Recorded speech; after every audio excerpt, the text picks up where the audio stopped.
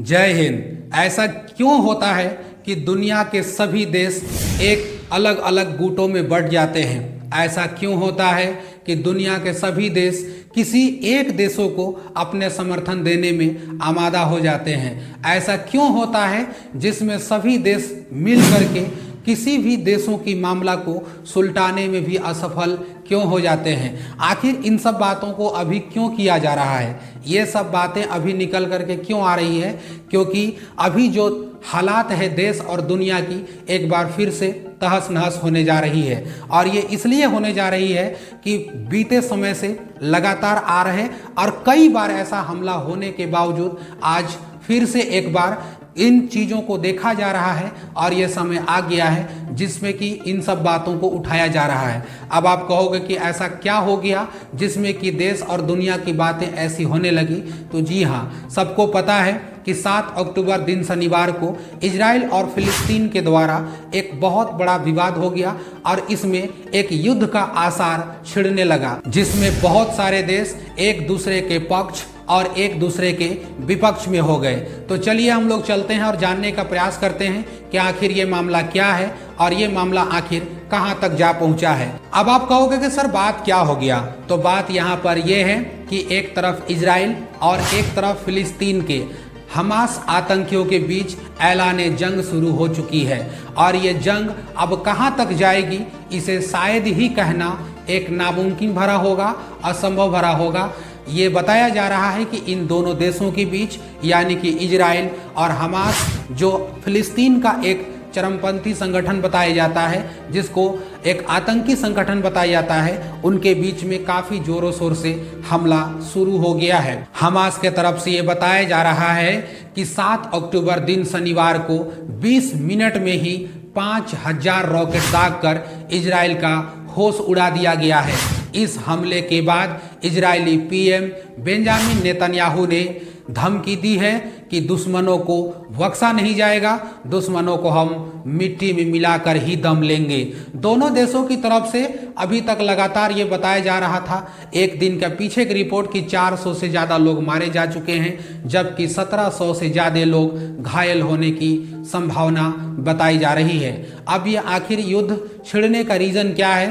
तो इस मामले को एक विस्तार पूर्वक किसी वीडियो में बात किया जाएगा, जिसमें कि ये पता लगाया जाएगा कि आखिर ये विवाद क्यों है, क्यों नहीं वर्षों से इजराइल और फिलिस्तीन का ये संघर्ष थम रहा है। सबको पता है कि 1948 में इजराइल को एक देश की मान्यता दिया गया था, वहीं से ये सिलसिला चलता गया और एक फिलिस्तीन, जो पूरा फिलिस्तीन हुआ करता था, आज जा करके वो कुछ ही हिस्सों में समेट गया है। उसी का हिस्सा एक है जो कि एक छोटा सा जगह पर सिमटा हुआ है, गाजा पट्टी। और उसी गाजा पट्टी में फिलिस्तीन का जो लड़ाकू यानी कि जो हमास है वो तैनात रहता है।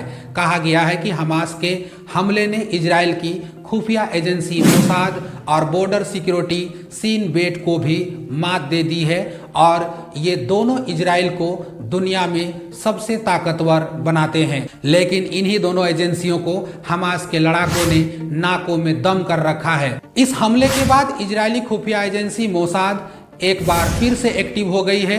मोसाद के तरफ से ये बात की पुष्टि की गई है कि हमास के ये हमला आश्चर्यजनक था।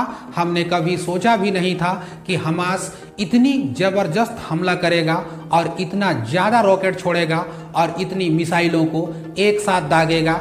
शायद हम इसकी कल्पना भी नहीं कर सकते हैं। आपको बता दें कि इजरायली खुफिया एजेंसी मोसाद को दुनिया की सबसे ताकतवर खुफिया एजेंसी माना जाता है।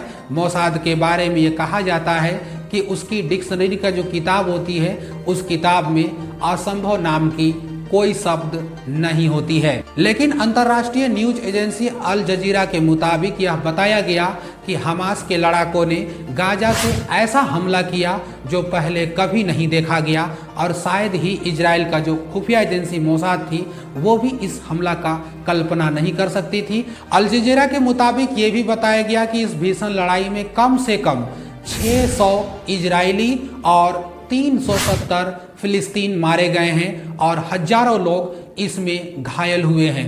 अब संकेत इस बात की लगाई जा रही है कि जिस इजराइल को अमेरिका पसंद करता है और जितना ही पसंद करता है, ठीक उसी का उल्टा उसी इजराइल को ईरान उतना ही दुश्मनी से देखता है और नापसंद करता है। क्या अमेरिका इस युद्ध में फिर से एक बार इजराइल का साथ देने वाला है?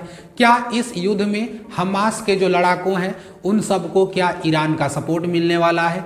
बहुत सारी अटकनें लगाई जा रही है। जैसे जैसे रिपोर्ट आती जाएगी, अभी इस मामले में बहुत सारी रिपोर्ट आनी बाकी है। जैसे जैसे ये समय बीतता जाएगा, लग ये नहीं रहा है कि युद्ध का अभी थमने का कोई आसार है, क्योंकि इजरायली पीएम बेंजामिन नेतन्याहू ने साफ कड़ी शब्दों में ये कह दिया है कि हमें इसकी बदला लेनी है और हमारी सेना, हमारी खुफिया एजेंसी मोसाद इसकी बदला लेगी। अब देखना इस बात को भी होगा कि आगे क्या रुख निकलता है, कौन कौन से ऐसे देश हैं जो इजरायली के समर्थन में आते हैं। हालांकि भारत के तरफ से भी इजराइल का खुल करके सपोर्ट किया गया, लेकिन आने वाला समय में ये देखा जाएगा कि ऐसे कौन कौन से देश आते हैं जो किनके सपोर्ट करते हैं और आखिर दुनिया का रुख किस ओर बदलता है। समाचारों के मुताबिक तो ये भी कह दिया जाता है कि क्या यह तीसरा विश्व युद्ध का आसार है, क्या हम लोग तीसरा विश्व युद्ध की ओर बढ़ रहे हैं। कहना तो इतना आसान नहीं होगा, लेकिन जब देश दुनिया की माहौल बिगड़ती है तो कुछ भी कहा जाना असंभव नहीं हो सकता है। आप यदि हमारे चैनल में नए आए हैं, हमें पहली बार देख रहे हैं, तो आप हमारे चैनल को प्लीज़ सब्सक्राइब जरूर कीजिएगा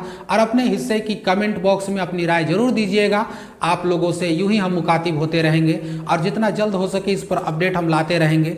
चलिए आज के लिए इतना ही करते हैं। हमारे साथ आप यूं ही बनाए रखिएगा, हमारा सपोर्ट आप यूं ही बनाए रखिएगा। मिलेंगे जल्द ही हम लोग इस अपडेट को आगे लेकर के किसी नई वीडियो में। तब तक के लिए जय हिंद।